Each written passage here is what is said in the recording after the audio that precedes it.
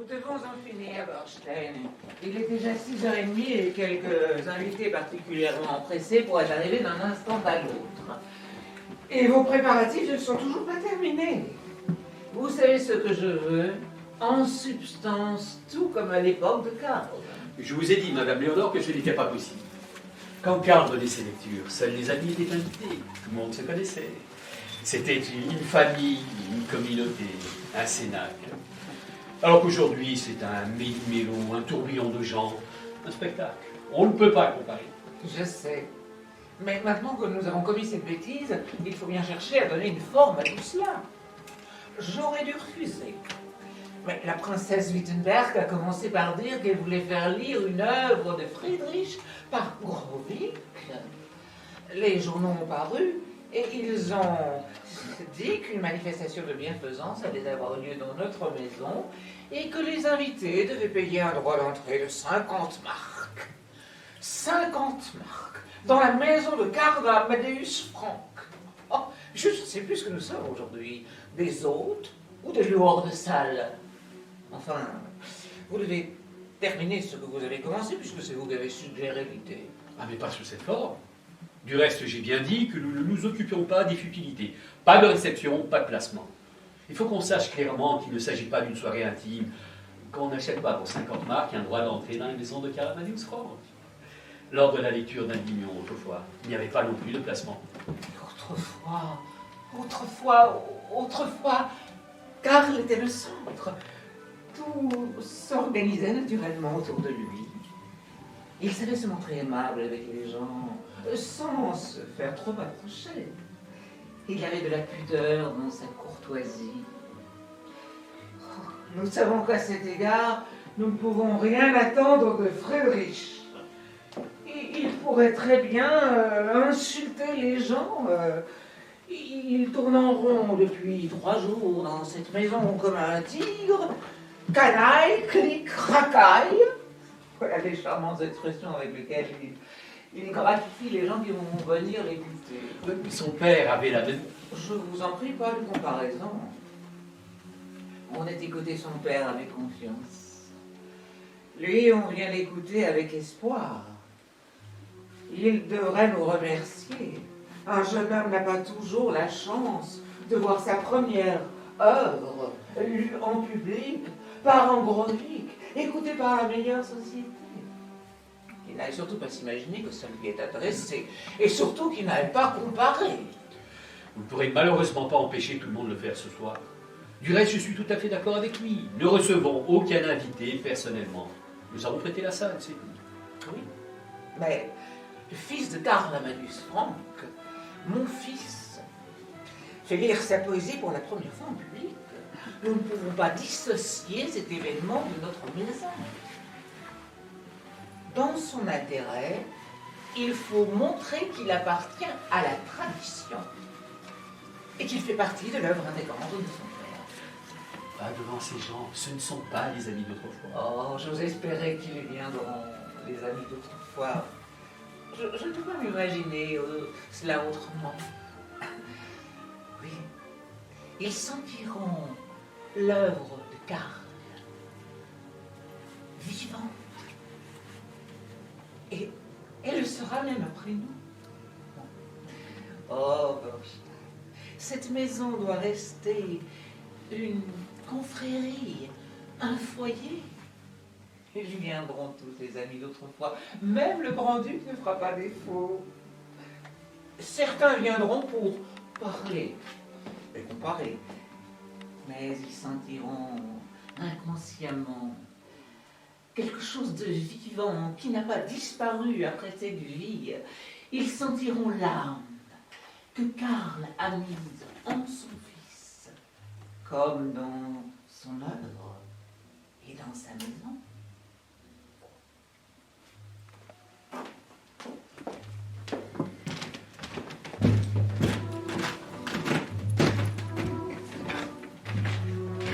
Bernstein!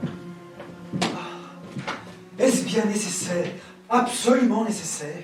Mais Friedrich, crois-tu que cela me fasse plaisir de jouer les montreurs d'ours?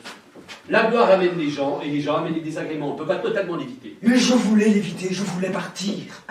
Et vous m'avez appelé. Je vous prie instamment de ne pas refaire ça ce soir. Cher Friedrich, ce n'est pas moi qui appelle. Tu deviens un personnage public, il faut que tu commences à t'y habituer. Ah, mais je ne peux pas, je ne peux pas, comprenez-moi, vous devez bien voir. Je ne peux pas parler de nous avec les gens. Ni de moi, ni de mon travail, ni de mon père. Cela m'est insupportable. Et puis même si je le voulais, si je le voulais vraiment, je n'en serais tout simplement pas capable. J'y arrive pas, je me mets à bredouiller, ça tourne à vide dans mon cerveau. Je cherche mes mots, des mots polis, et je suis bloqué. Je sens alors que tout le monde m'observe avec compassion et me compare.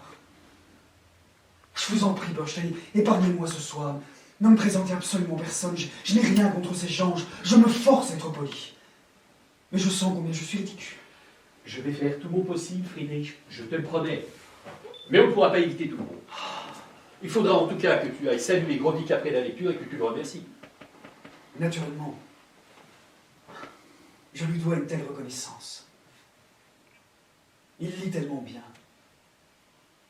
J'ai été saisi d'une sorte d'effroi en entendant mes vers dans sa bouche. De l'extérieur, tout semblait tout à coup si grand et si puissant, la manière dont il les déroulait. Bien sûr que j'irai le remercier. Mais tout seul. Pas si tout le monde en profite pour se presser autour de moi. Toute cette bande d'oisifs que vous avez rameutée pour écouter mon œuvre et qui va se répandre en admiration insensée et insipide. Eh bien, mais c'est qu'on est triomphant. Tu n'as pas l'air de douter de ton succès. Mais me prenez-vous pour un fou, Bernstein, ou vous moquez-vous de moi? Croyez-vous que je vais laisser ces gens me tromper? Ils ont commencé à m'admirer avant même que j'écris un seul vers. Juste parce que la gloire me colle à la peau, la gloire d'un nom. Parce que je suis le fils de quelqu'un. Bernstein, cela me rend malade. Cela me rend fou. Quand je pense à tous ces radotages quotidiens, et votre père par-ci, et votre père par-là, et chacun de me raconter quand, où et comment il l'a connu, vu, aimé, vénéré, et chacun me torture, me charcute pour savoir quand, où, et si moi aussi. Enfin, je connais tout cela par cœur, mot pour mot. Je devine à leur visage, à leur bouche, le moment où la question va s'insinuer entre leurs dents. Je vois, à l'avance, avant même qu'ils le disent, leurs lèvres se préparer à former ce mot. Votre père. Et je suis nerveux, Bernstein, dès le premier instant. Parce que j'attends juste qu'ils disent « votre père ». Et ils vont le dire. Inévitablement, impitoyablement. Et de la pluie, du beau temps, non, ils ne parlent pas. Ils n'ont tous qu'un seul mot à la bouche. Votre père. Votre père. Et chacun de m'expliquer à quel point je lui ressemble et de me demander si... Et c'est pour eux, Bernstein, que vous donnez une fête aujourd'hui, pour eux. Mais Bernstein, si vous saviez le mal que vous me faites en organisant cette funeste soirée.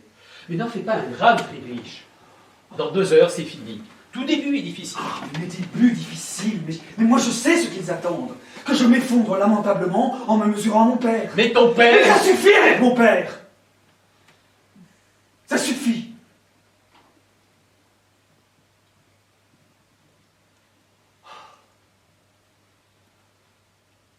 Je voudrais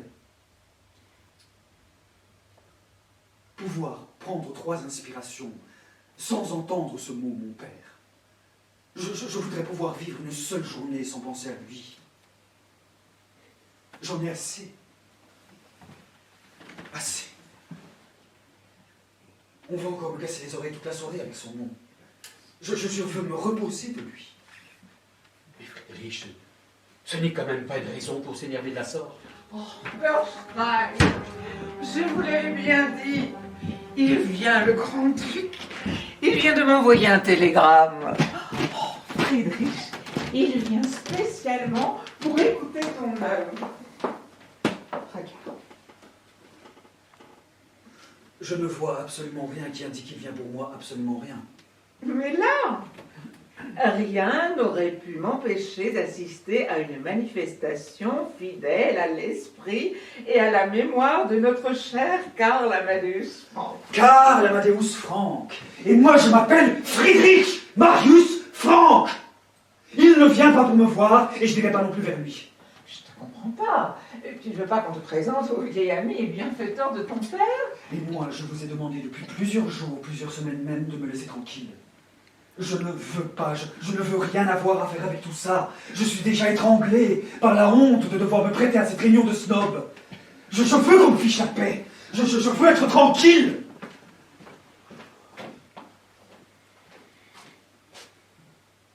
C'est vous qui avez organisé cette soirée. Je ne prends aucune responsabilité. Je ne m'en occupe pas. Faites ce que vous voulez, mais ne comptez pas sur moi. Qu'est-ce qui se passe? Vous avez eu un différend? Non, absolument pas. Il est juste un petit peu excité, comme une jeune fille avant son premier bal. Oh, non, je ne pense pas. Il fait montre une irritation, un orgueil insupportable. Non, c'est tout sauf de l'orgueil, vous vous trompez. Je pense qu'il est très malheureux, voilà tout.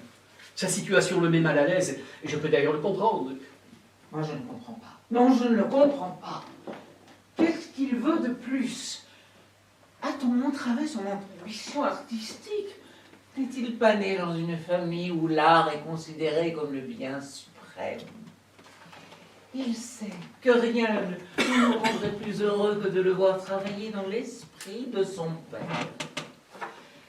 Mais Friedrich n'a aucune discipline, aucun respect.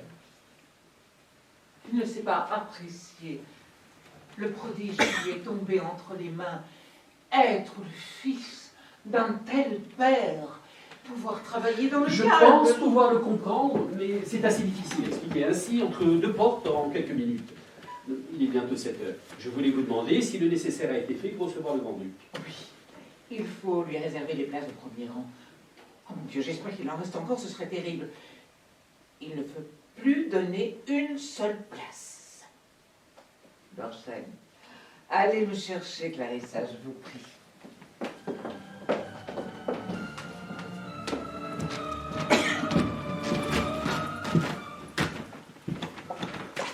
Friedrich, justement, je venais te voir.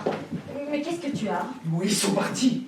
Mais qui ça? Qu'est-ce que tu as? Ah, j'étouffe dans cette maison. Je ne supporte plus. Je ne peux pas les voir ni les entendre. Mais qui ça? Écoute, je ne te comprends pas. Mais tous, eux tous. J'en peux plus. J'étouffe. Mais tu ne peux pas comprendre, toi.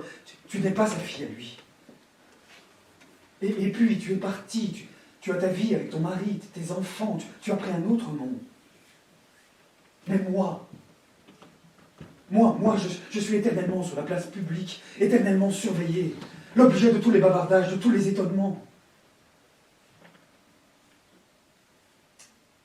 Être inconnu, anonyme, étranger, pendant une semaine, une seule semaine, avoir les épaules légères, une vie légère, ma propre vie, ma vie réelle.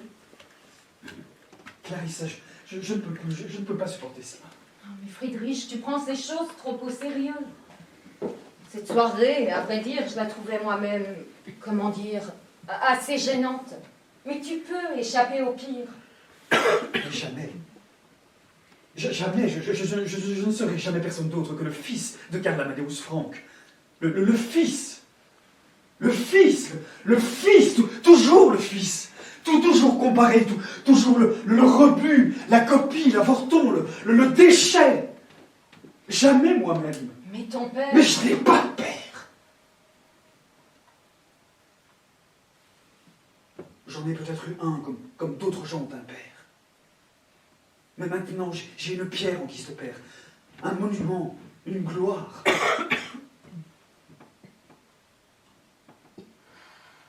Pourquoi ce père ne me lâche-t-il jamais? Certains se débarrassent de leur père en même temps que de leurs vêtements d'enfant. Et moi, je suis condamné à le porter sur mon dos, à le traîner partout, éternellement. Partout où je vais, il est là aussi. Oh, comme je la hais, comme je hais cette gloire, cette maudite, effroyable gloire. Mais pour l'amour de Dieu, comment peux-tu dire une chose pareille? Tu devrais... Mais être fier, je sais. Tu crois que je ne l'aime pas parce que je souffre à cause de lui.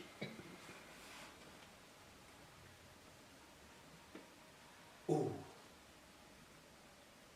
comme je l'ai aimé, petit garçon. Je savais déjà le rare présent qui m'était échu. Pouvoir lever les yeux vers mon père comme sur un dieu, tout en sachant que jamais je ne pourrais l'atteindre, jamais, absolument jamais. Friedrich, personne ne te demande une chose pareille. Si tu présentes quelque chose de valable, les gens seront déjà contents. On ne demande pas à tous les poètes d'être d'emblée un quart l'Amadeus Franck. À personne ne le demande sauf à moi, son fils. Je ne peux être médiocre en rien, je dois le dépasser, sinon je déçois les gens. Ils exigent de moi le miracle du retour. Notre mère, Bernstein, je comprends maintenant, ils me dressent pour ça depuis des années. Ils m'ont inoculé cette ambition par perfusion, toute cette atmosphère, ce rituel, cette tradition, ce désir passionné de dire quelque chose au monde, de dire un mot pour l'humanité, comme lui. Friedrich, qu'est-ce qui t'arrive? Notre mère a vraiment raison, je ne la croyais pas. Que se passe-t-il tout à coup en toi? Je t'ai toujours admiré avec ton amour passionné pour ton père, ta manière de te réaliser en lui, de pénétrer dans son être. Je voulais connaître l'intimité de mon père. Découvrir une tâche, un tort, une tare dans sa mémoire, pour ne pas devoir le craindre autant, pour ne pas disparaître ainsi devant lui, pour ne pas l'admirer de façon si absolue, mais non. Rien, pas une tâche. Toujours la perfection. Jamais rien d'humain, toujours Dieu. Friedrich, je te connais tout de même. Mais tu me connais, toi, mais personne ne me connaît.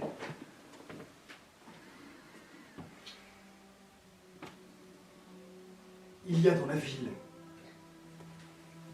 dans le monde entier, une seule personne qui me connaît. Et qui m'aime pour ce que je suis. Une seule personne. Une jeune fille. Elle m'est proche, très proche, mais en secret seulement, très proche. Elle a... Enfin, nous sommes... Je ne peux pas en parler, mais... Elle est tout pour moi. Ma femme devant Dieu, s'il ne l'est pas pour les gens. Et ma vraie vie, c'est avec elle. Et quand je sors de cette maison, de cette serre étouffante pour aller chez elle, je commence enfin à respirer. Et elle-même, elle m'a tout donné, n'a jamais rien demandé. Jamais rien exigé. Tu entends, Clarisse? Tu m'écoutes? Oui, oui. Alors maintenant, écoute-moi bien, parce que cette femme a exprimé hier, pour la première fois, un souhait. Pour la première fois, très timidement, très discrètement, comme une enfant, elle est venue vers moi, en me demandant si je l'autorisais à acheter un billet. Acheter? Tu entends, Clarissa, elle est pauvre, pour entendre ma poésie déclamée par Grovik. Si je l'autorisais, si cela ne me dérangeait pas, elle est si délicate. Et moi, Clarissa, à cette seule personne parmi toutes qui voulait vraiment venir pour moi, à cette seule personne qui me connaît et qui m'aime, j'ai dû dire non. Je lui ai menti. Je lui ai dit qu'il n'y avait plus de billets. Et pourquoi? Pourquoi? Par un lâche sentiment de peur. Peur du scandale et des commérages. Peur que quelqu'un devine, soupçonne ce que représente pour moi cette femme. Que si j'étais vraiment un être humain, j'amènerais dans cette maison pour la présenter à ma mère. Oh, Friedrich, il t'arrive. Ressaisis-toi. Je te comprends bien et je pourrais te parler de beaucoup de choses plus tard. Mais pour l'instant, maîtrise-toi. Ah, te voilà, Friedrich. Je te prie d'aller voir Grovik. Il t'a déjà demandé 2 fois où tu étais. Il semble mécontent que tu ne te sois pas encore présenté à lui dans notre maison. Ton père... On m'a suffisamment rappelé ce souvenir.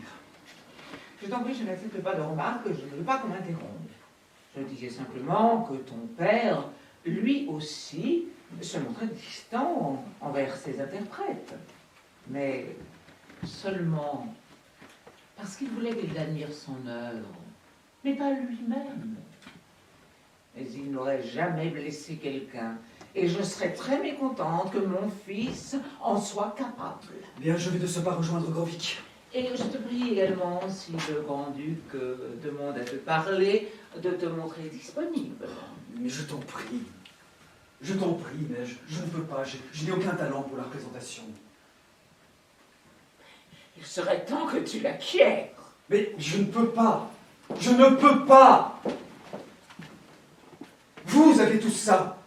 Vous êtes sûr de vous et ne vous égarez jamais dans l'équitation. Moi, je ne sais pas le faire. Je n'ai aucun talent.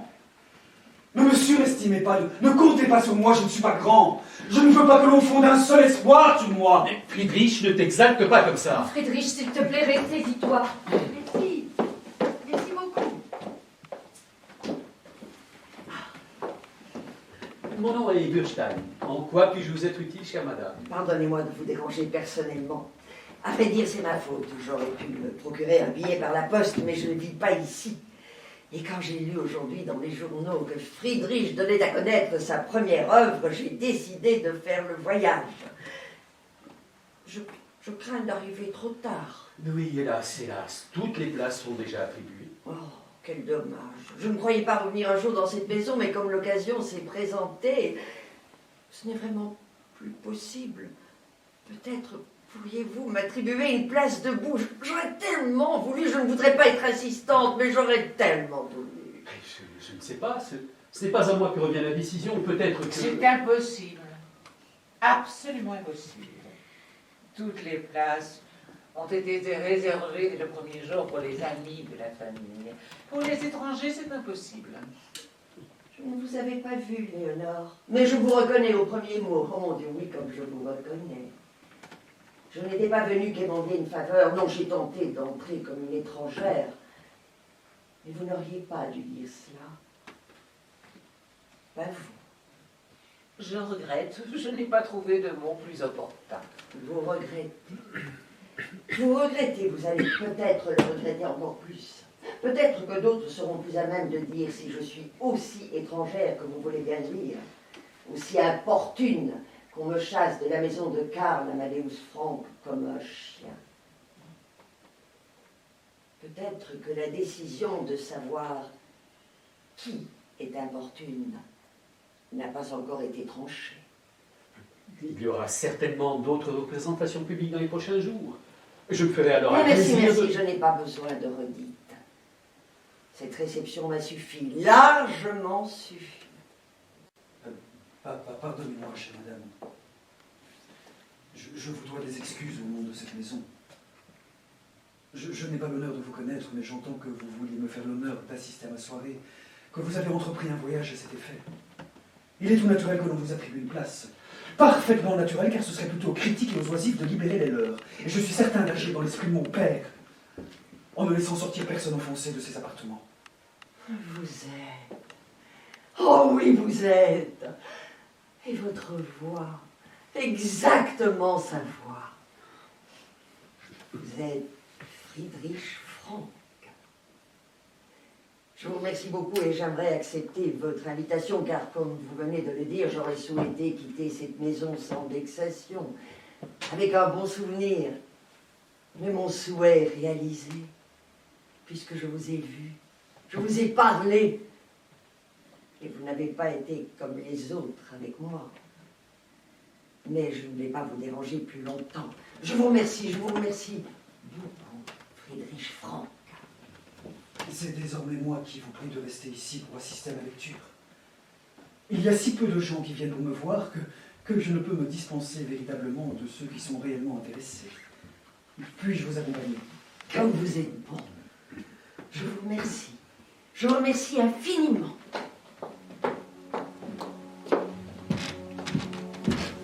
J'avais pourtant ordonné de ne laisser monter personne. Mais ma mère, je Oh, t'en prie. je ne supporte aucune contrariété.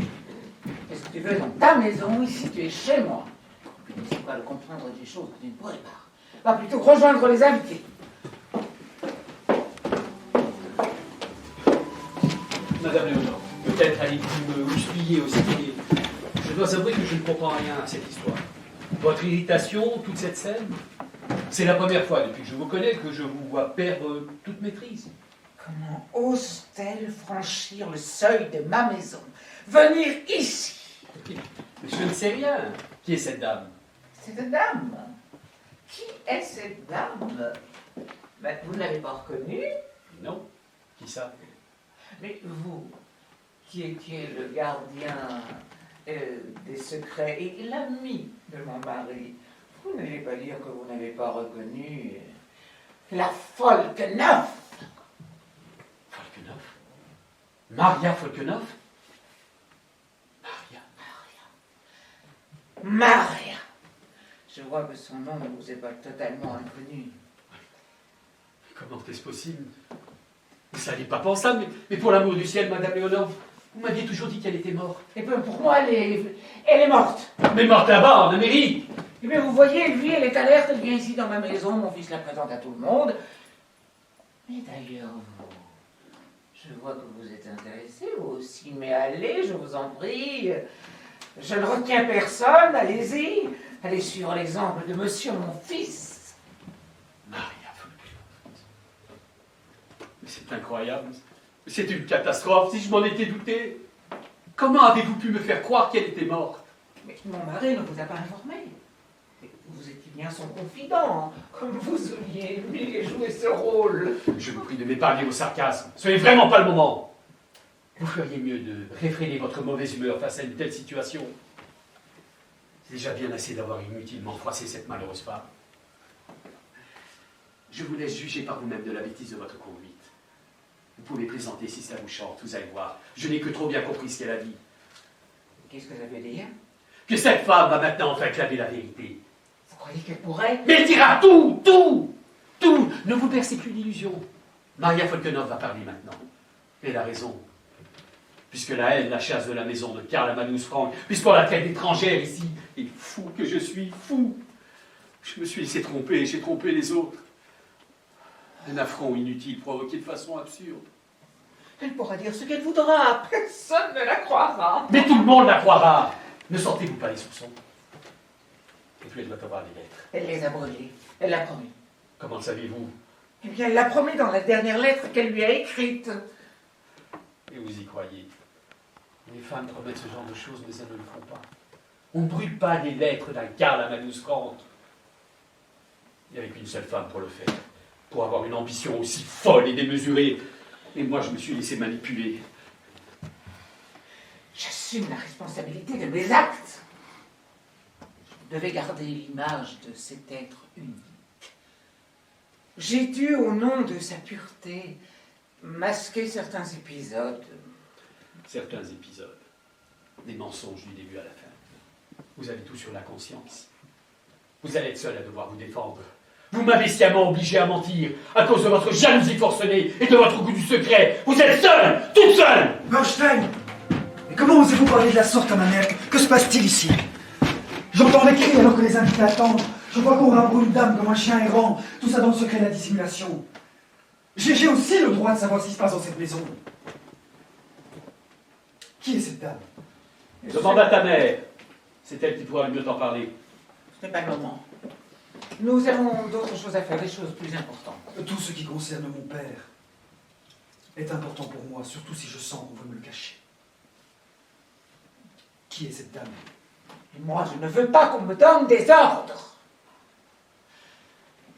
Demande à qui tu veux. Je veux le savoir, je vois que tout ici lui est familier. Qu'a-t-elle parlé? Non. Mais je vois bien qu'elle t'appelle par ton prénom, et puis vous êtes tous tellement gênés, donc j'ai donc bien le droit. Bernstein, allez donner le signal pour que l'on commence. Moi, je vais rejoindre le grand-duc. Bernstein, un instant. Il n'y a personne maintenant, ils sont tous occupés. Écoutez, vous êtes la seule personne avec laquelle je puisse parler de mon père. Vous étiez son véritable ami. Écoutez, ils m'évitent tous, mais vous dites-moi franchement, qui est cette dame? Friedrich, comment veux-tu? Mais écoutez, je ne suis pas un enfant, nous sommes des hommes. Entre hommes, on peut se faire confiance. Friedrich. Mais parlez ouvertement. Qui est cette femme? C'est Madame Folquenoff. Folquenoff. Connais pas. Folquenoff.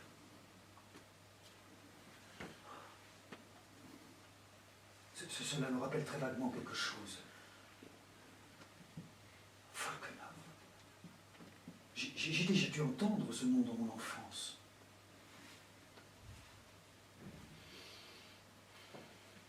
N'est-ce pas Maria Volkanov? Maria. Oui. Cela me rappelle un très lointain souvenir. Du temps de mon père, j'ai dû l'entendre. Ah, attendez, je sais. Il y avait une photographie sur son bureau avec le nom de Maria en dessous. Ah, c'est pour ça. C'est pour ça ce sentiment étrange. Quand cette femme est entrée, j'avais l'impression de la connaître depuis longtemps. Très longtemps. Je sentais une ressemblance, mais je ne savais pas avec qui. Ah, c'est donc ça. C'était donc ça. Comme je la vois bien, cette photo. Et je ne l'ai jamais revue depuis. Elle a disparu du bureau. Et ils m'avaient pourtant tous dit qu'ils avaient tout laissé comme au jour de sa mort. Comme c'est bizarre. Mon père, vous a-t-il déjà parlé d'elle? Oui. La connaissait-il d'avant son mariage? Ah oui. Du temps de Brême? Non. Hambourg? Florence? Non. Mais où donc? Mon père n'est jamais allé ailleurs avant son mariage. Attendez. Mais où ça? Dites-moi. Ça date de l'époque de Chillon. Chillon? Quand mon père dit vécu à Chillon, cela ne figure nulle part, ni dans son journal, ni dans aucune de ses lettres. Et pourtant... Attendez.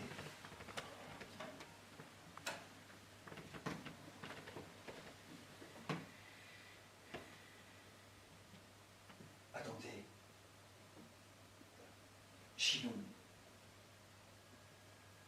Une tour ronde au bord du lac Léman.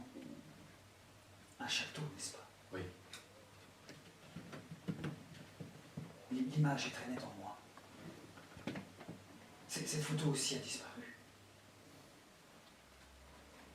Elle était accrochée au-dessus, à gauche, juste au-dessus de l'autre. Et elle a disparu, envolée. Depuis que mon père est mort, envolée. Mais pourquoi est-ce qu'il cache tout? Un secret de mon père que je ne dois pas connaître. Et elle, cette femme, est impliquée là-dedans. Friedrich, je te prie de ne rien dire. Mais cela va se dire tout seul. Mais comme c'est étrange que cette femme soit justement venue aujourd'hui, le jour de mes débuts littéraires. J'ai eu l'impression d'entendre tout à coup la voix de mon père, si différente. Et son portrait.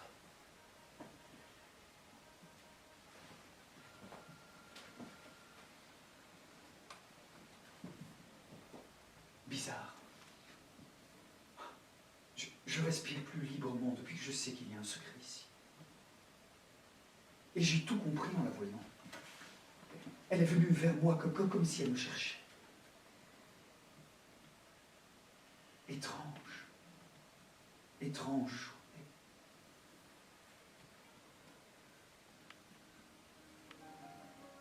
Il y a un sourire autour de sa bouche. Un tout petit sourire. Comme on sourit quand on a un secret. Vous voyez, Bernstein, je viens de m'en rendre compte et cela m'a rendu joyeux. Donc je viens. Allons voir le grand-duc.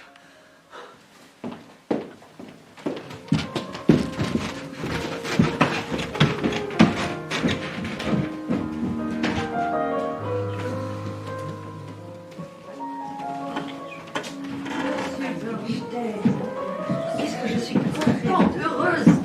Il m'est permis d'écouter ça. Vous le connaissiez, Grovy, n'est-ce pas? Vous l'avez Oui, déjà entendu. je l'avais entendu. Alors, le plus beau souvenir, c'était de votre chère et regrettée Caroline. Ah oui, Une œuvre absolument magnifique, poétique.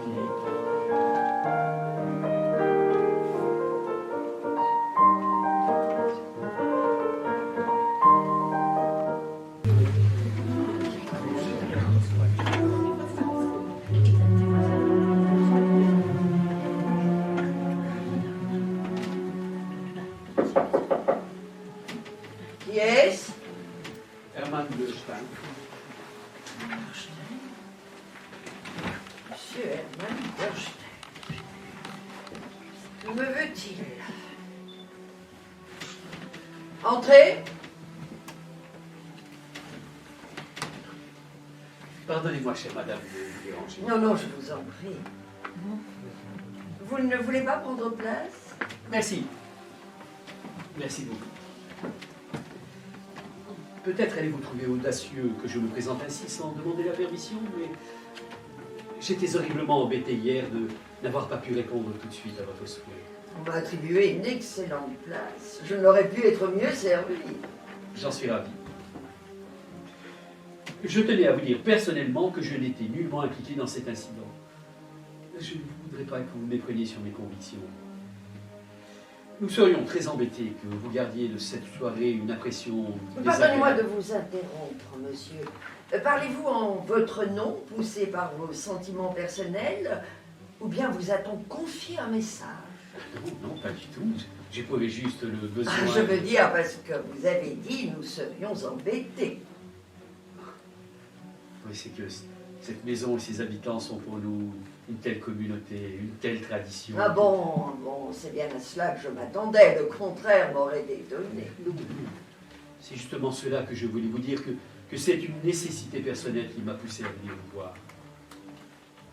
J'ai su seulement hier soir, et beaucoup trop tard, qui vous êtes. Donnez-moi de vous interrompre à nouveau, mais qui suis-je donc? Chère madame, j'ai consacré toute ma vie à l'étude de l'œuvre du maître. Je traque le moindre détail, et toute personne qui a été proche de lui un jour est pour moi une révélation.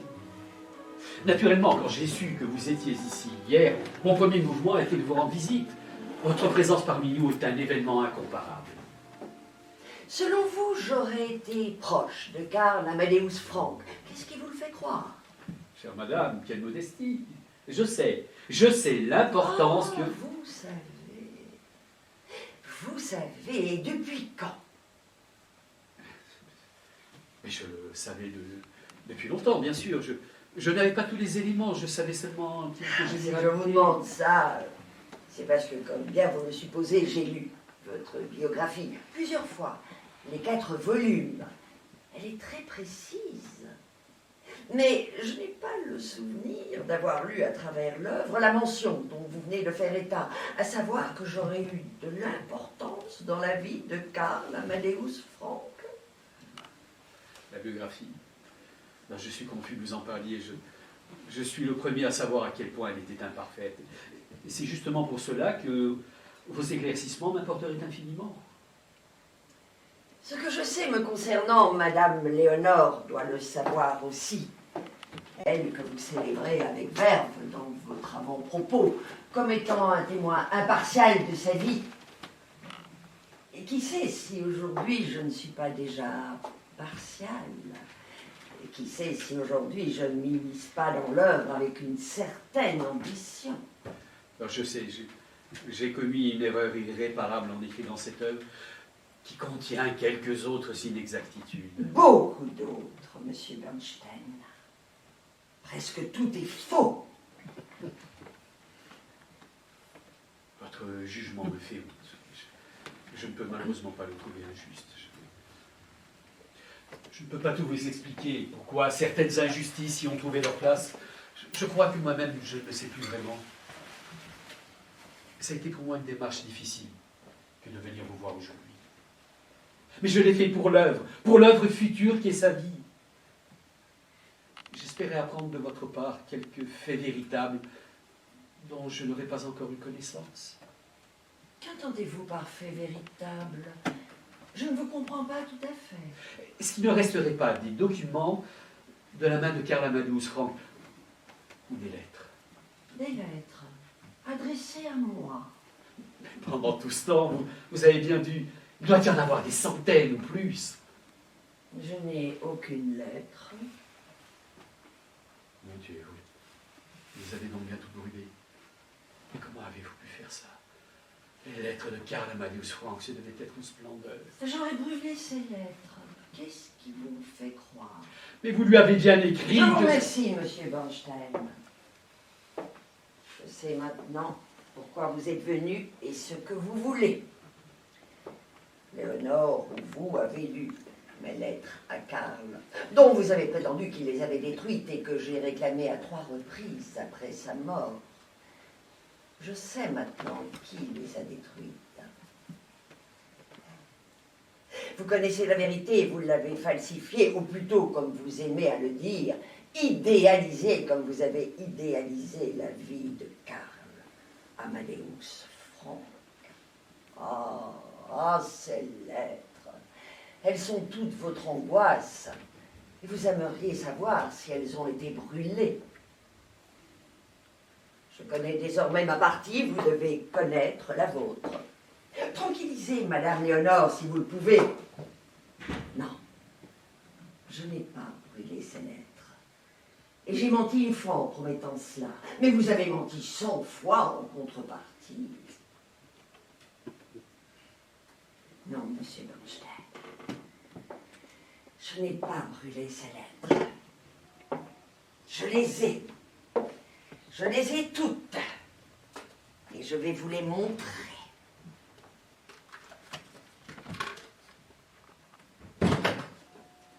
Et voilà. J'ai été pauvre toute ma vie et je le suis resté. Des personnes qui ne faisaient pas confiance à un certain monsieur Bernstein sont venues me trouver et m'ont proposé des liasses de billets en échange de ces lettres ou de souvenirs. Mais je préférerais mourir de faim que de vous les remettre ou de les remettre à d'autres. Je les ai toutes, il ne manque pas un mot, pas une page, pas une phrase. Je préférerais rendre mon dernier soupir que de vous en livrer un seul mot. Oh oui, je les ai toutes. De la première à la dernière qu'il m'a écrite, au crayon à papier sur son lit mort. Je les connais par cœur, à force de les lire et de les relire toute seule toutes les nuits. Mes lettres, mes enfants, mon seul bien.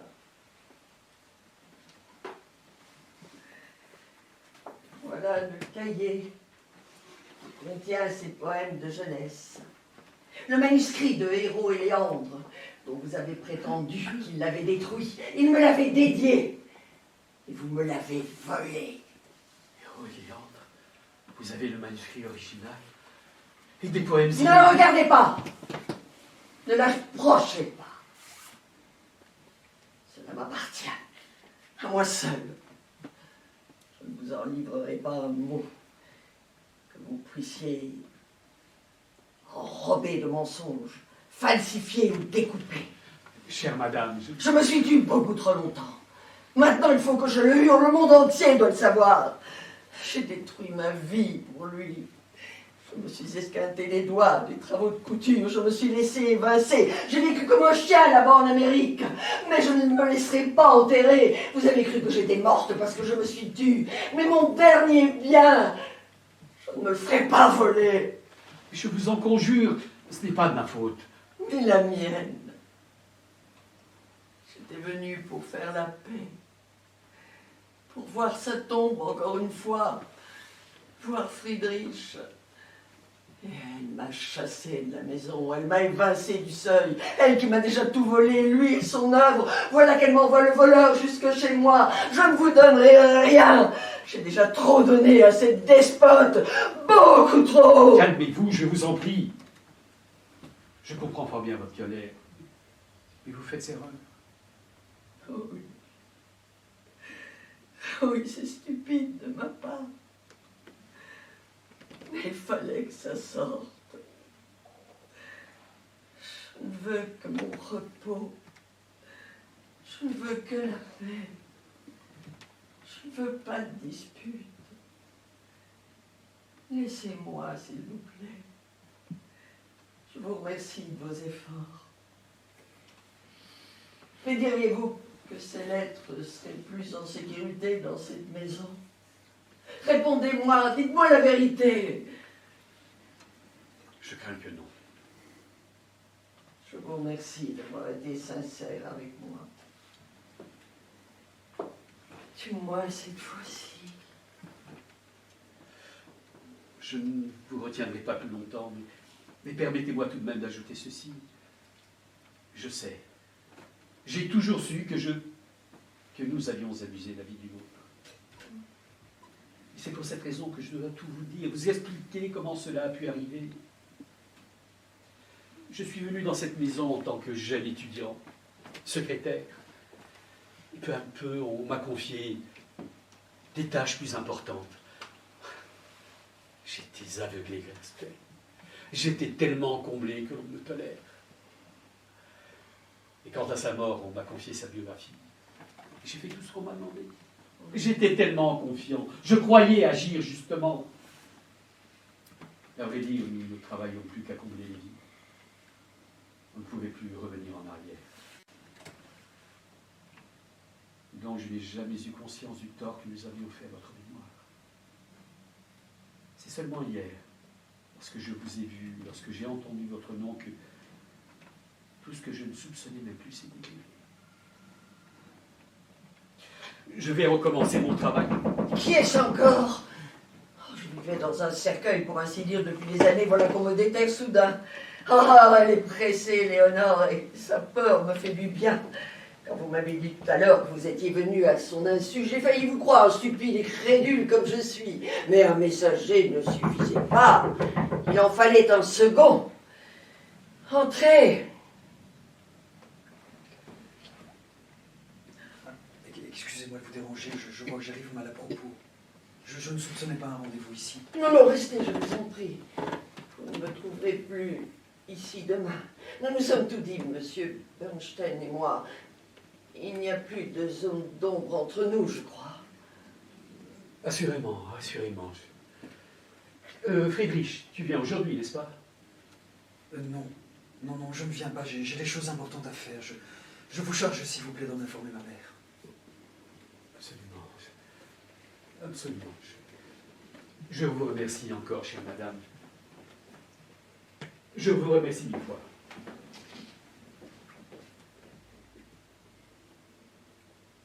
Bizarre, je ne l'ai jamais vu comme ça. Vous ne voulez pas vous asseoir?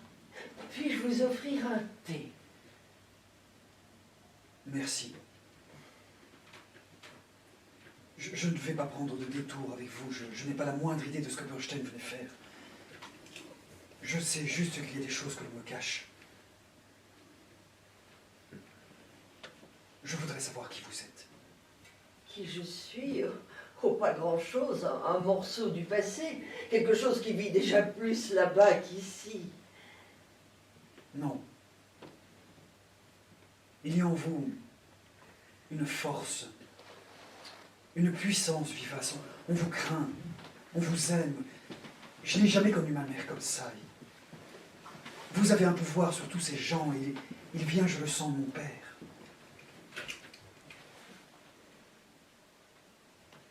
Qui êtes-vous? Qui étiez-vous? Je vous connais sans vous connaître. À peine étiez-vous entré que votre visage m'a touché. Il a surgi de mon enfance, d'abord vaguement puis consciemment. Mais mon enfant, comment pourriez-vous vous souvenir de moi? Cela fait plus de 20 ans que je vis là-bas, de l'autre côté de l'océan. Et pourtant, je vous ai reconnu. L'enfant en moi vous a reconnu. À partir de votre portrait. C'était une photographie dans un cadre doré. Vous étiez en crinoline, les cheveux sombres, mais c'était bien votre visage. Elle était posée sur le bureau de mon père. Posée sur son bureau, dites-vous? Je n'espérais pas. Jusqu'à son dernier jour. Je vous remercie. Je vous remercie beaucoup, Friedrich, de me l'avoir dit. Je ne sais rien de vous à part votre nom. Ne vous ont-ils rien dit? Rien, pas un mot. Ils ne vous ont jamais parlé de moi. Ils n'ont rien dit.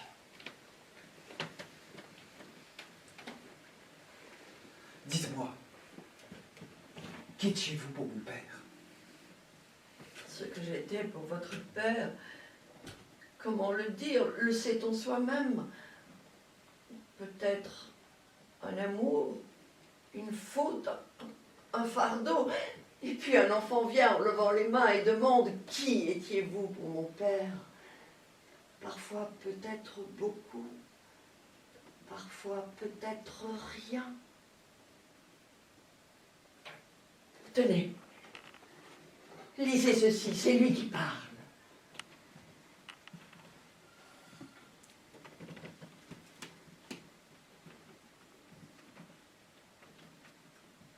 Héros et Léandre, son manuscrit. Le manuscrit de mon père, vous l'avez? On m'avait dit qu'il avait détruit le jour de ses noces et vous l'avez? Mais comment ont-ils pu? Son manuscrit retrouvé.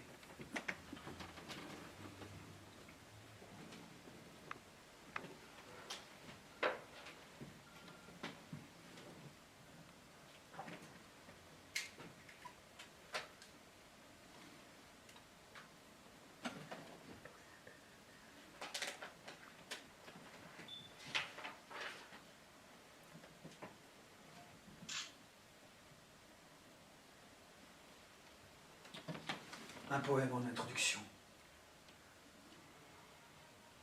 Un poème que je ne connais pas. Dédié à vous. Puis-je le lire, puis-je? Oui, lisez-le. Lisez-le à haute voix, que je l'entende encore une fois. Avec sa voix. À Maria. Toi, qui de mes plus jeunes heures accompagna et les peines et les passions. Toi, qui m'aida dans la douleur à mettre au monde un rêve de création. Que cette première œuvre, arrachée à la misère, te soit consacrée dans la lumière. Ma bien-aimée, ma mère, ma sœur, à toi la gratitude éternelle de mon cœur. À toi, la gratitude éternelle de mon cœur. C'est à vous que Héros et Léandre est dédié. Le monde entier croyait qu'il s'adressait à ma mère et c'est à vous qu'il s'adresse.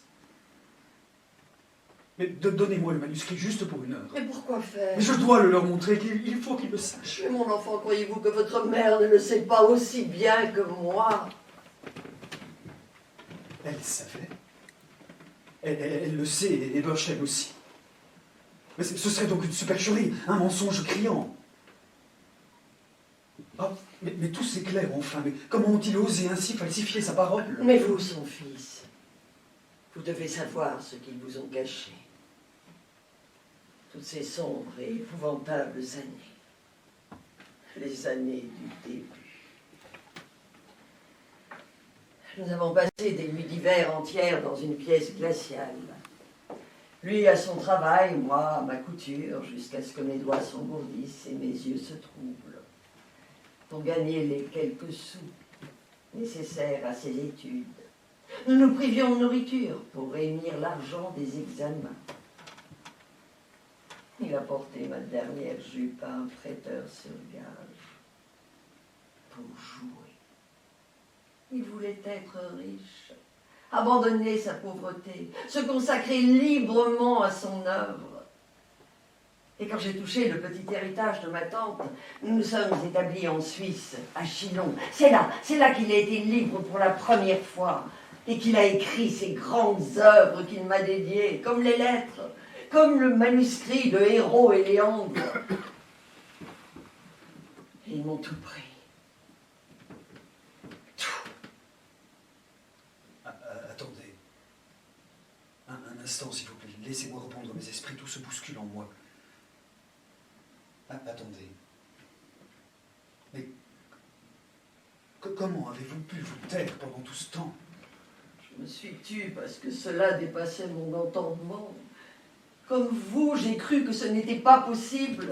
J'ai attendu pendant des années que quelqu'un vienne, se lève et demande la vérité. Mais il est venu. Aussi vrai que je vis et respire, il est venu. Je veux être le fils d'un être humain, non pas d'une légende. Maria Volkonov, je vais la payer cette faute, mais vous devez tout me dire, toute la vérité. Mon père vous a quitté. Ne parlons plus de ça. Vous avez porté sa jeunesse, la misère, les années noires, et il vous a quitté dès qu'il était libre. Ne parlons plus de ça, vous êtes son fils, je ne vous montrerai pas contre lui. Mais j'ai besoin d'y voir clair pour moi. Je sais qu'il a mal agi à votre égard. Vous voulez être le juge de votre père, je ne serai pas celle qui l'accuse. Jamais, jamais de la vie. Je vois que vous ne l'aimez pas. Mais je l'ai aimé. Et je veux l'aimer. Cela fait des années que je lutte pour lui et pour cet amour. Mais on encombré mon chemin de mensonges et de légendes. Est-ce ma mère qui vous l'a enlevé? Laissez donc votre mère. Elle l'a aimé, elle aussi. Non. Je vous le demande. Pourquoi vous a-t-il quitté? De qui était-ce la faute? Je ne veux pas. Laissons cela, je ne veux pas en parler. Si! Si, je vous le demande, je le demande. De qui était-ce la faute? C'est ta faute. C'est la tienne. Ma faute? Ta faute. Ta seule faute.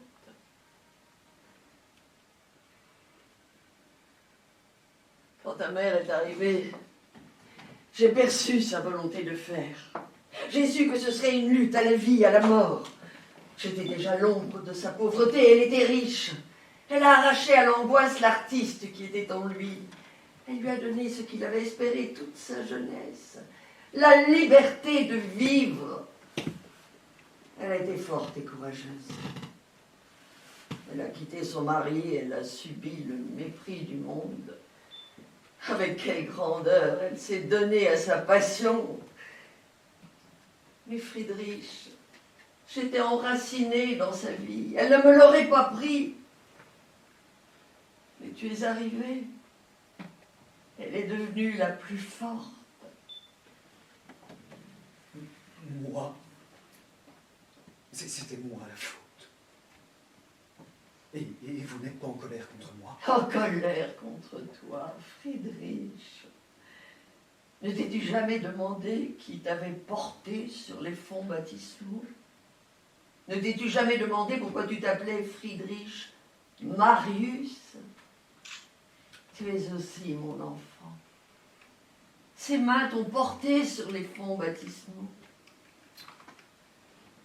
Vous m'avez porté sur les fonds baptismaux. Mais pourtant, vous avez dit que mon père vous avait quitté à cause de moi. Comment pouviez-vous? Tout était entre nous plus étrange que ce n'est généralement chez les gens. Ton père avait un immense pouvoir de bonté et de justice. Quand il m'a quitté, il ne voulait pas m'abandonner tout à fait. Et ta mère ne voulait pas tout me prendre. Il y avait de l'amour en nous. Et nous avons pensé que l'amitié pourrait naître là où il y avait eu plus autrefois. Et nous avons vécu ensemble. J'ai habité 1 an dans votre maison. Mais ça n'a pas marché. Nous n'étions pas assez forts. Vous viviez chez nous. Je comprends tout maintenant. Comme je sens sa vie dans le poème. Ces vers à la femme abandonnée, l'accusation, le tourment, le désespoir qu'ils contiennent, comme je les vois aujourd'hui. Peut-être ne sait-on ce qui est juste qu'après avoir causé un tort. Toute connaissance est précédée par une faute. Mais on doit la reconnaître, sinon on reste un menteur face à l'humanité. L'artiste qui était ton père n'était jamais tout à fait parmi les humains. Nous avons beaucoup souffert, mais son œuvre est une expiation. Votre bonté me disculpe. Vous êtes une femme, mais je suis un homme et je veux la justice. Je veux être le premier à m'insurger contre lui. Mais mon enfant, tu es à peine informé, tu veux être juge. Tu es plus passionné que juste. Il y a toujours plusieurs coupables pour une faute. Pas vous. Ceux qui deviennent malheureux sont toujours innocents. Vous n'êtes pas coupable. Peut-être pas vis-à-vis de lui, non. Mais si je suis seule aujourd'hui, ce n'est pas sa faute. C'est la mienne. Je ne veux pas que tu le juges. Je ne te l'abandonnerai pas. J'aurais pu être mère, moi aussi. Bien avant l'arrivée de ta mère, nous aurions dû avoir un enfant, ton père et moi. Tu vois, moi aussi, je suis coupable. Nous étions pauvres, j'avais peur. Et la peur est une faute. Mais vous venez de dire, il y a toujours plusieurs coupables pour une faute. C'est par pure bonté que vous prenez celle-là à votre compte. Pourquoi es-tu si dur? Je sens que tu veux que ton père soit mauvais. Tu le veux à tout prix, je ne sais pas pourquoi. Toi, enfant, qui ne peut pas comprendre parce que tu as grandi dans l'insouciance matérielle. Lui, les gens ne lui importaient que dans la mesure où ils vivaient pour lui, pas pour eux-mêmes. Et moi, oh, moi, mon plus grand bonheur était de vivre pour lui. Mais tu ne peux pas le comprendre. Toi, enfant, qui crois encore qu'il y a un monde entre le bien et le mal. Tu es trop jeune. Cela t'est étranger. Étranger. À moi. À moi. À moi. Étranger. À moi. Mais qu'est-ce que tu as, Friedrich?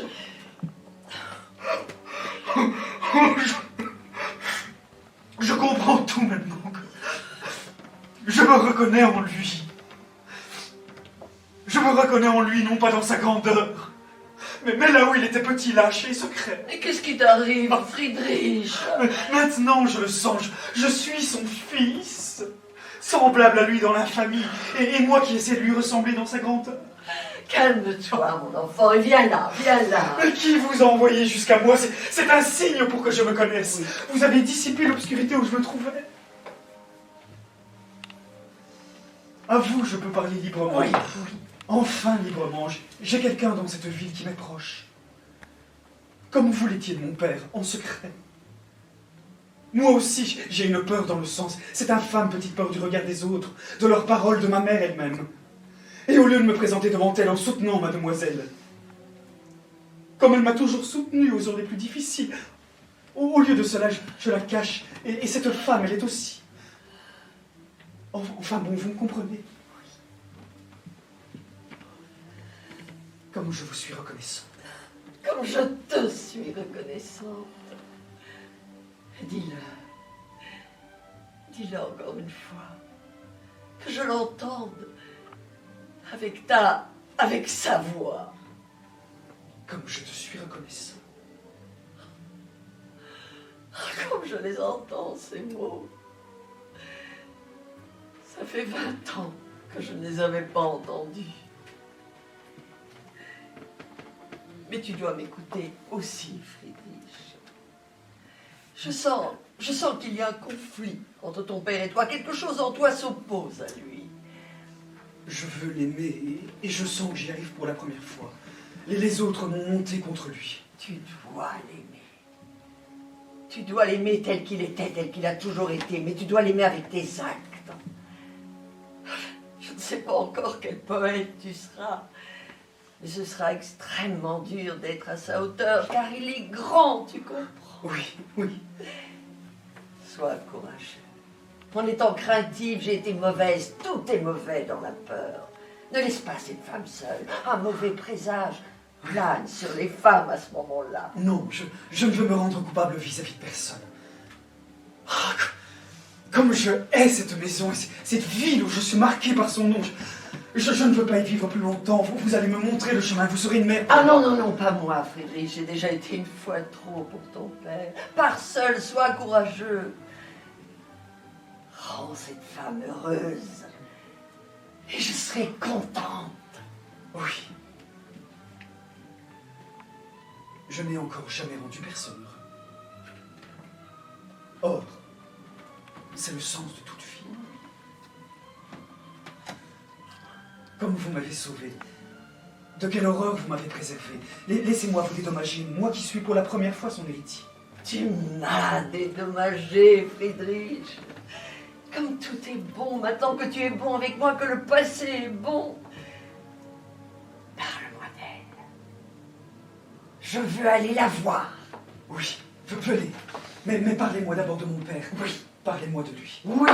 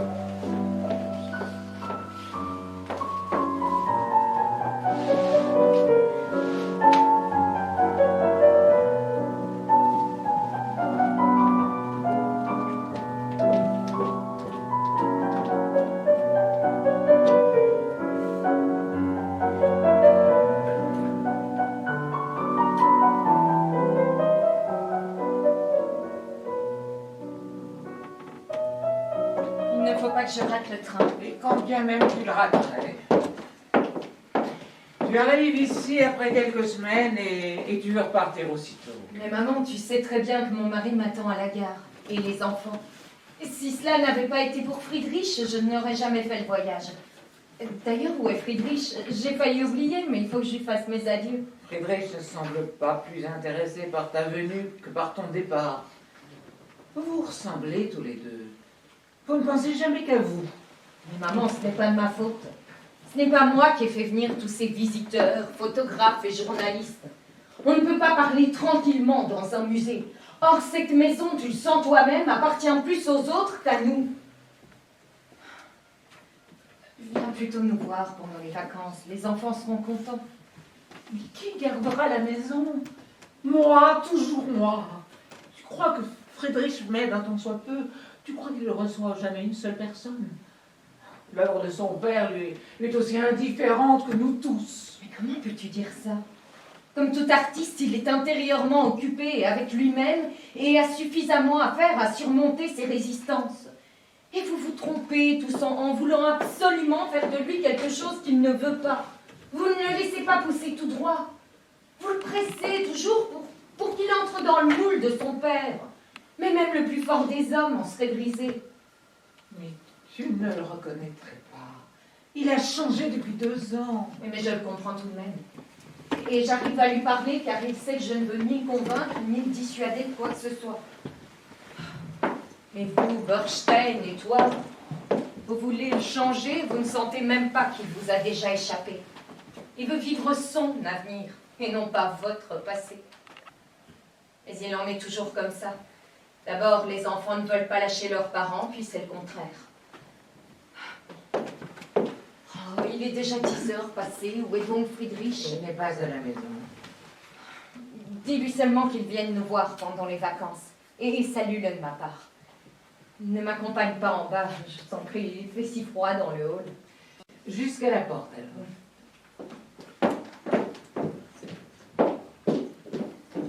Adieu, maman. Et bonne route. La maison se vide de plus en plus. Se refroidit. Un musée. Des pièces remplies de choses mortes. Et peut-être qu'on est soi-même mort à l'intérieur, mais qu'on ne le sait pas. Enfin, Je ne dois pas m'intéresser à moi. Friedrich n'est pas rentré après la soirée, je ne l'ai pas vu aujourd'hui. Oh, Bernstein, savez-vous par hasard où il est? Lui avez-vous parlé? Oui, hier, Hier ou donc? chez Madame Folkenhoff. Vous êtes allé chez Madame Folkenhoff? Et lui aussi, vous êtes allés ensemble? Mais qu'est-ce que cela signifie? Nous n'y sommes pas allés ensemble, mais poussés chacun par une impulsion. Nous étions très surpris de nous rencontrer chez elle. Surpris? Ah, mais je veux bien le croire. Je suis surprise, moi aussi. Mon fils chez cette personne. Et vous? J'ai tout de même le droit de savoir pourquoi vous y êtes allé. J'y suis allé dans notre intérêt. Vous savez bien ce dont il s'agit. Des lettres. Oui. Mais elle les a bien brûlées. Non. Comment elle ne les a pas brûlées? Non, absolument pas. Je les ai même mis entre les mains des centaines de lettres. Elle ne vous les a pas données? Non. Et je la comprends du reste, nous n'avons pas fait grand-chose pour gagner son affection. Puis, ces lettres n'avaient pas d'importance, elle peut en faire ce qu'elle veut. D'ailleurs, Karl n'écrivait jamais que des lettres très brèves. Je ne peux malheureusement pas partager votre espoir. Je crois que ces lettres sont d'une importance considérable. Je crois même que nous devrions craindre leur publication. Il y a aussi des poèmes inédits de jeunesse et de manuscrits de Héros et Léandre. Manuscrit de Héros et Léandre? Mais Karl disait l'avoir brûlé. Je l'ai pourtant eu entre les mains.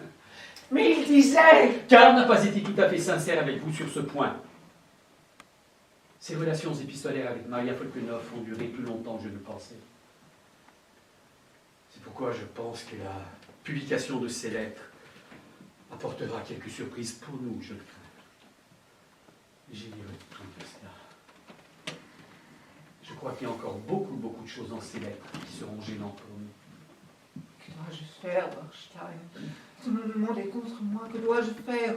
Madame Léonore, j'ai réfléchi à tout. Notre situation n'est pas très bonne, je vous le dis franchement. Vous avez essayé quelque chose de surhumain, vous avez voulu montrer ce grand homme, Karl Amadeus Frank, non pas tel qu'il était, mais tel que vous le voyez à travers votre amour, tel que vous vouliez que son peuple le voie. Et pour Friedrich, je voulais qu'il garde de son père un modèle irréprochable. Vous avez créé la légende d'une vie, mais la vie aujourd'hui est plus forte que la légende. Depuis 25 ans, j'admire votre énergie, votre force inébranlable. La force n'a jamais été aussi utile qu'en cet instant. Prenez votre courage à deux mains et cédez. Notre faute est grave. Nous avons déformé des faits et menti. Je n'ai jamais menti. Bon, alors j'ai menti sous votre patronage et Maria Folkenhoff est ressuscitée. Vous voyez, Bernstein, je vous écoute calmement. Que dois-je faire d'après vous? Vous devez aller la voir. Moi? Oui, nul autre que vous. Nous pouvons dire que les raisons de discrétion et d'égard pour des personnes encore vivantes nous ont empêchés de restituer de manière parfaitement authentique la vie de Karl Amadeus Frank. Et dans ces cas-là, Madame Léonore, nous devons tout refaire, complètement. Et sans honte, sans jalousie, en toute vérité. Pas pour le moment. Non, elle ne me donnera jamais une seule ligne, jamais une ligne. Mais vous avez le devoir d'essayer. Et surtout le devoir de présenter des excuses. Mais c'est pour Karl que je ne peux pas. Je voulais garder l'image d'un être suprême, exceptionnel.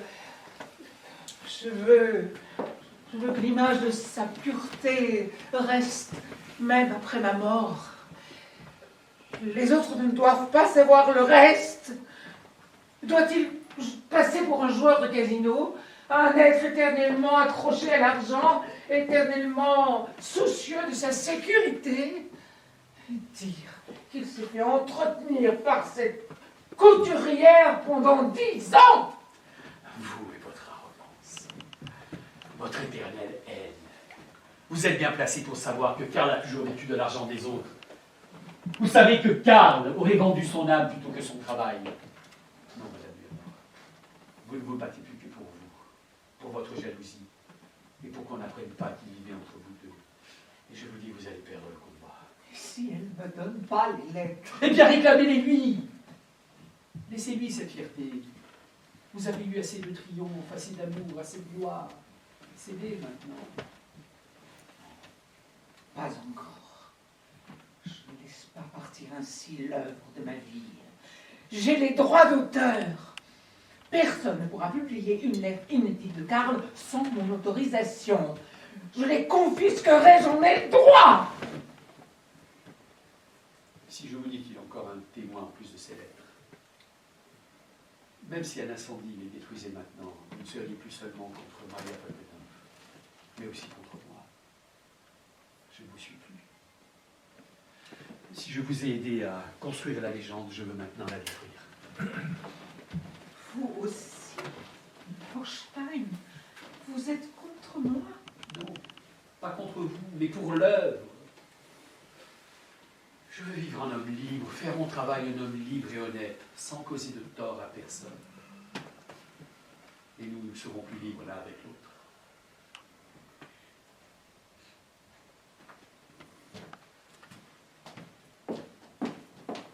Bonjour mère, bonjour Borstein. Bonjour, Friedrich. Qu'est-ce que tu as? Ton père, lorsqu'il sortait le soir pour un repas ou a fortiori pour la nuit, avait l'habitude de m'en informer. Mais Borstein, je vous avais demandé de faire savoir à ma mère que je ne rentrais pas à la maison. Ah oui, pardon, j'ai complètement oublié de téléphoner. Moi-même, je ne suis pas rentré. Autrefois, j'avais le droit de savoir ce que tu faisais.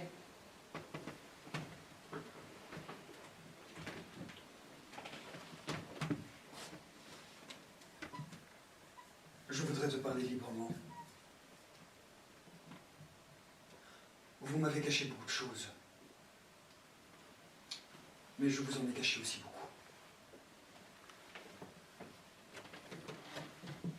Je songe à me marier bientôt. Oh, c'est une plaisanterie. Je n'ai jamais été aussi sérieux qu'aujourd'hui. Et peut-on au juste savoir avec qui tu désires te marier?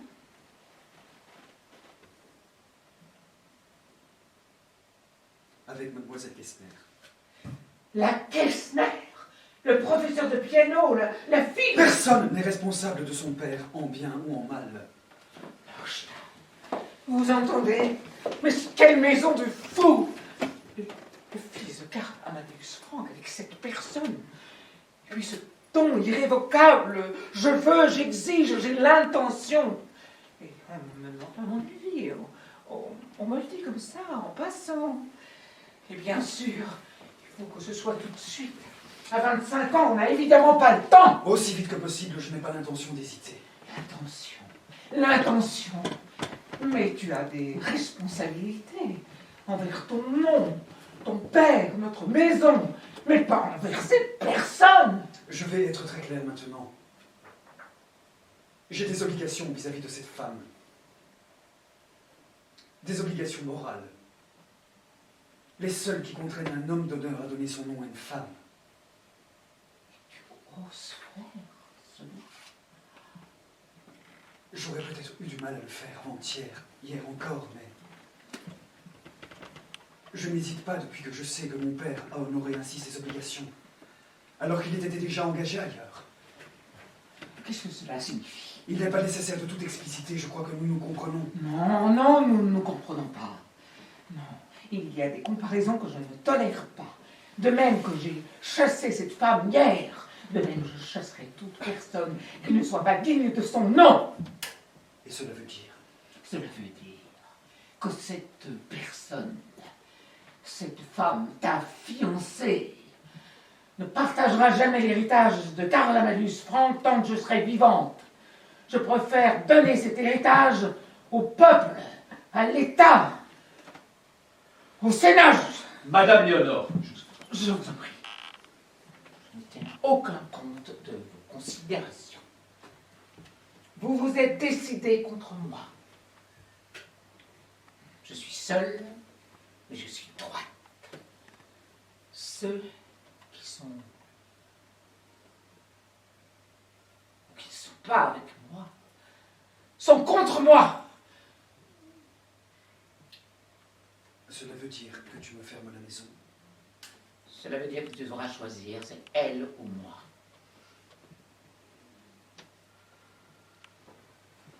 Eh bien, que tu me fermes la maison, c'est presque aussi bien.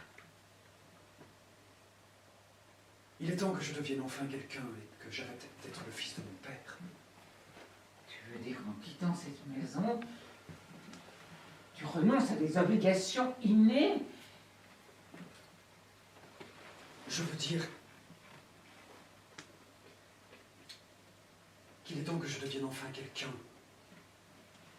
Et le jour où je sentirai que c'est le moment, je pourrai librement me réclamer de lui. C'est bien, Friedrich, que tu sois arrivé tout seul à cette décision. Je le sentais depuis longtemps, mais je ne pouvais pas te le dire. Je crois que tu es sur la bonne voie. Je n'ai jamais eu plus confiance en toi que maintenant.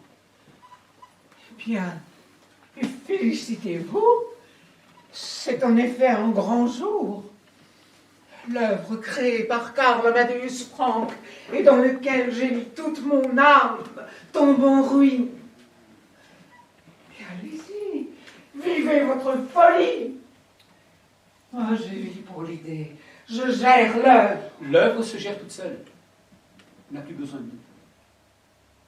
Friedrich a raison. Il ne doit pas sacrifier sa vie au passé. On doit sacrifier sa vie à ceux qu'on a aimés un jour. Merci. Ah, Friedrich, c'est bien que tu sois là. Bonjour, monsieur Bernstein, je suis venu vous voir.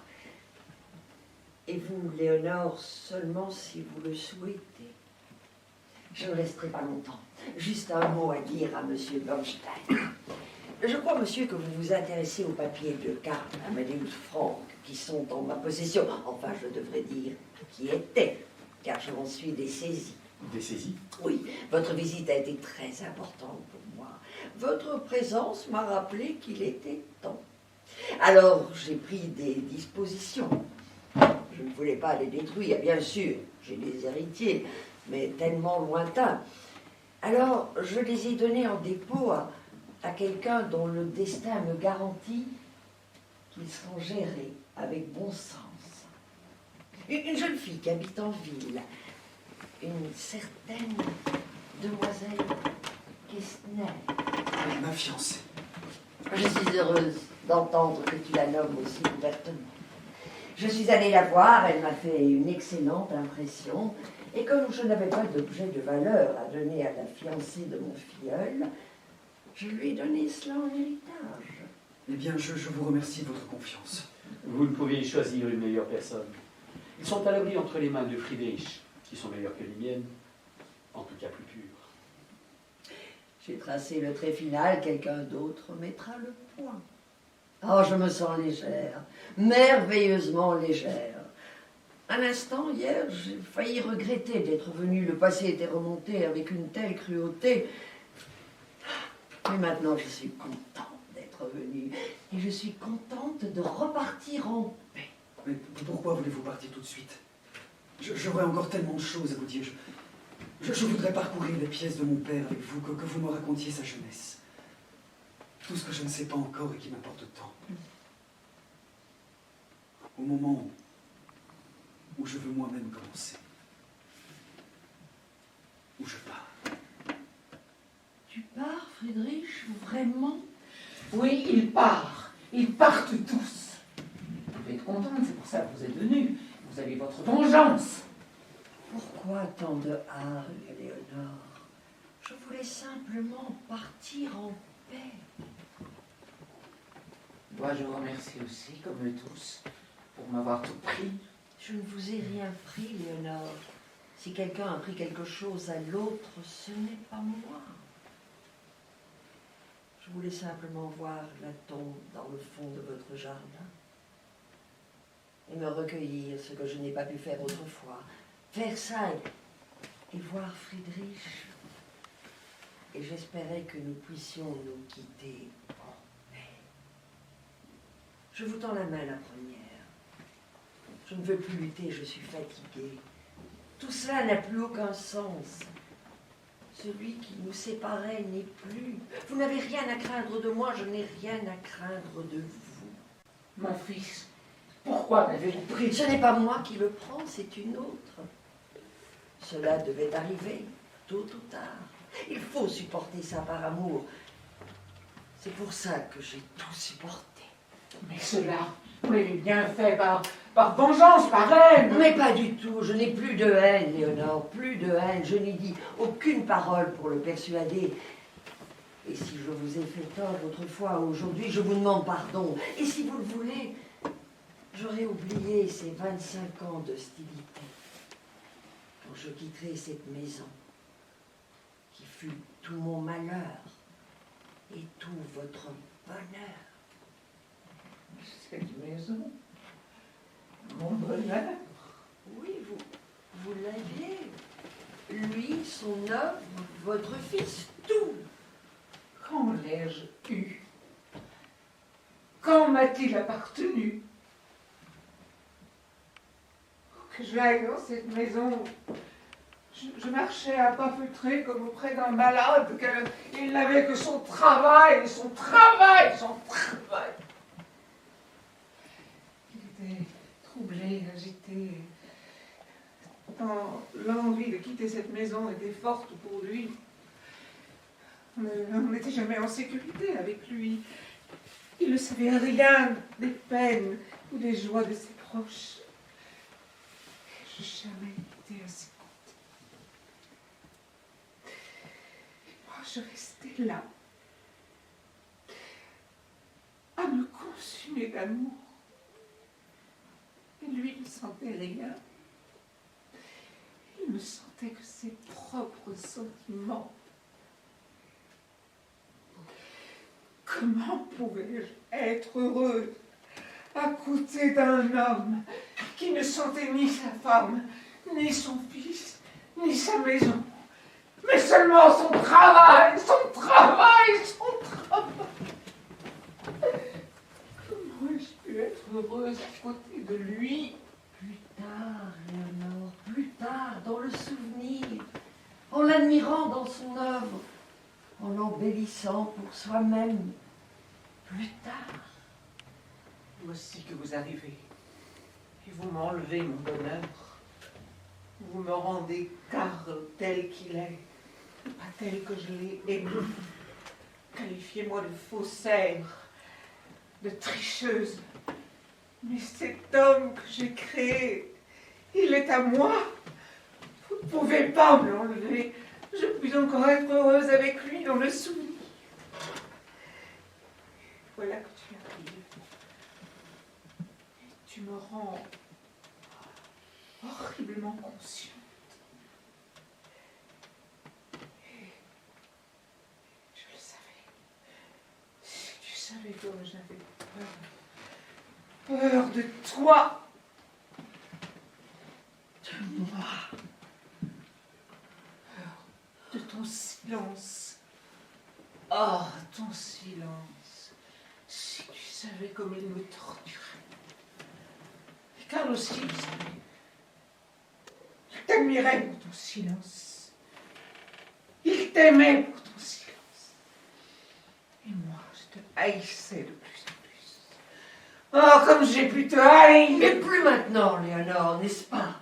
Plus maintenant. On hait toujours les gens qui ont fait du tort. Mais je l'ai toujours su. Maria, au milieu de toute cette haine, je t'ai admiré pour ta force. Et moi je t'ai admiré pour ta volonté, ton amour passionné, la force de ta volonté.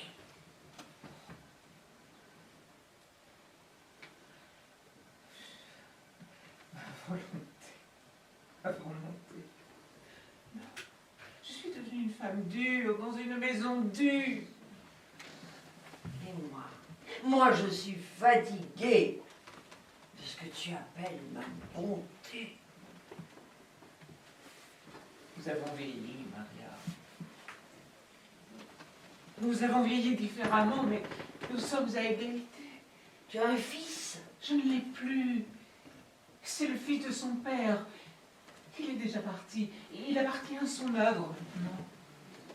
Quelqu'un qu'on aime n'est jamais parti.